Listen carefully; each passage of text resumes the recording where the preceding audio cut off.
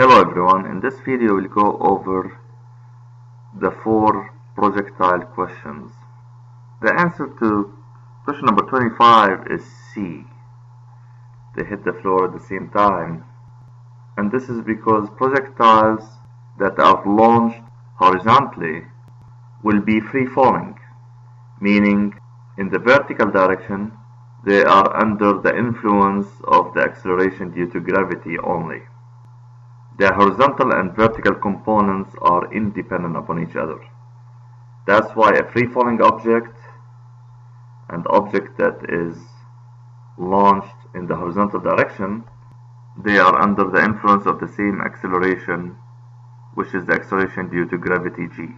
And hence, they will fall downward at the same rate, and they would hit the ground at the same time. The answer to question number 26 is C. Now, although both of those objects will fall at the same rate, meaning they will hit the ground at the same time, since they are under the influence of gravity, the projectile's velocity, however, has two components, horizontal component and vertical component. Now, the vertical component of the horizontal projectile will increase at the same rate as the free-falling object. That's why they will fall at the same rate downward, and their velocity in the y direction will be the same the moment they hit the ground. The projectile, however, has an x component of its velocity.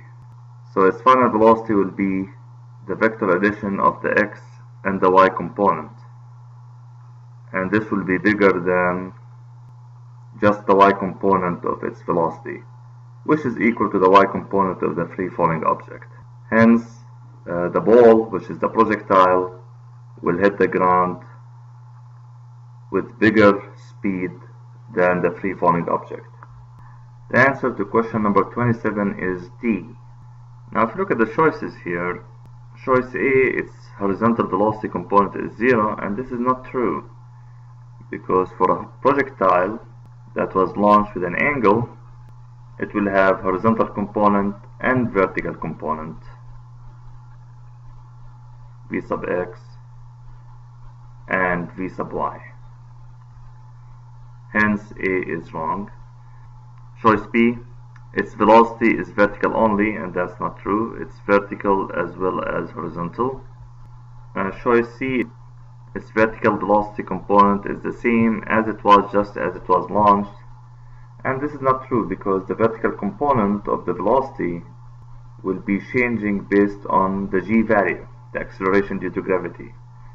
So it will be decreasing in the way up and then increasing in the way down, and at the maximum height the y component will be 0.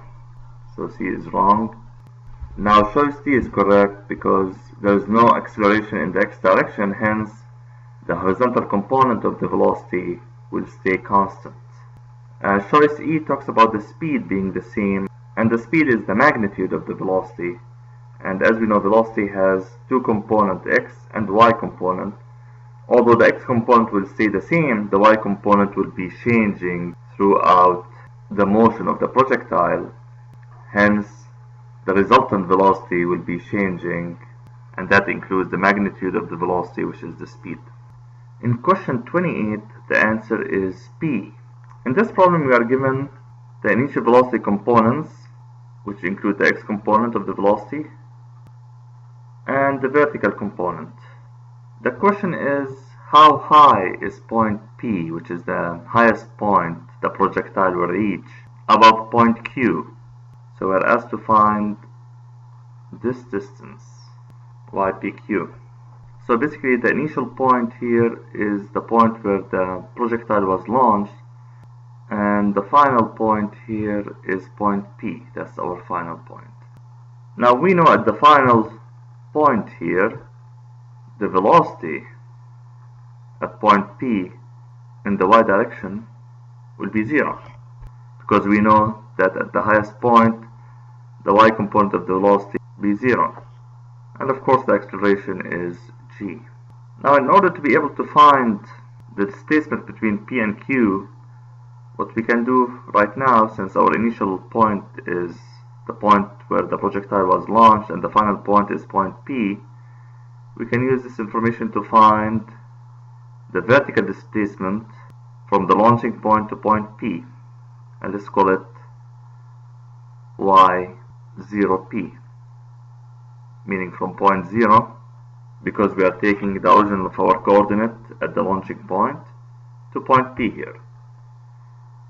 So we are going to find yp minus y0. This is y0p. And then after we find it, we can add it to the 20 meters, and this will give you the total height from point Q to point P. Okay, so the plan here is to find the displacement from the starting point to point P and then add 20 meters to it, and this will give us the total height between P and Q. So the displacement is the unknown, and we are given those values. Now if you look for equation that has the displacement and all the other information is given, of course here the time is not given, and we are looking into the y direction because we are asked to find the displacement in the y direction. So the equation in the y direction that will enable us to solve this problem is equation number 5.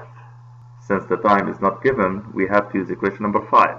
The y component of the velocity at point P squared is equal to v0y squared, which is the initial velocity in the y direction, minus 2 times the acceleration due to gravity times the displacement from point C to point P, so it's yp minus y0. Now we know the velocity in the y direction at point P, which is the highest point, is 0. So this is 0 squared equal to v0y, which is 96 meters per second, and this is squared, minus 2 times the acceleration due to gravity, 9.8 meters per second squared, times the unknown, which is yp minus y0. And now we solve for yp minus y0. So rearranging the equation, we'll have 96 meters per second all square, where we moved yp minus y0 to the other side, and this is divided by 2 times 9.8 meters per second square, and if you carry out the calculation, this will yield 470 meters. Now this is the displacement from y0 to yp, meaning it represents this displacement. This is the 470 meters, and as you see, the drawing is not to scale. But this is not the answer, because the question asks us to find the distance from point Q to point P. So we are talking about this vertical distance here, the whole thing here.